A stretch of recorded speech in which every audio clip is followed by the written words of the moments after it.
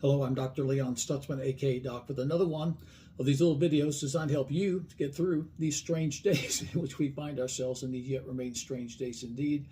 They really do. I often say these are my little videos, not because they're unimportant, but because it's just me in my home office with my cell phone talking to you, sharing with you things that I know will help you to experience God's best in your life. Talking this week about wrestling to win.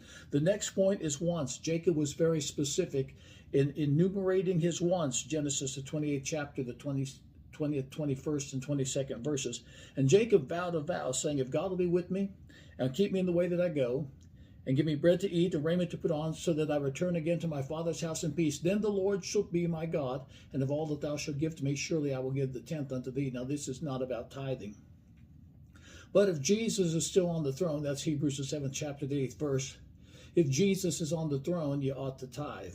No, this is about your wants. What do you want? He was very specific. You have to be specific in your wants if you're going to receive from God. I'm convinced after 54 years of doing this, that one of the reasons people fail to receive from God is because when they ask in a generic kind of a way.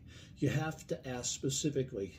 If you've ever heard me tell the Travelall story, I was in prayer, praying for a 1967 International Travelall, and the Lord spoke to me and said, how do you want it equipped? And I began to enumerate how I wanted that vehicle equipped.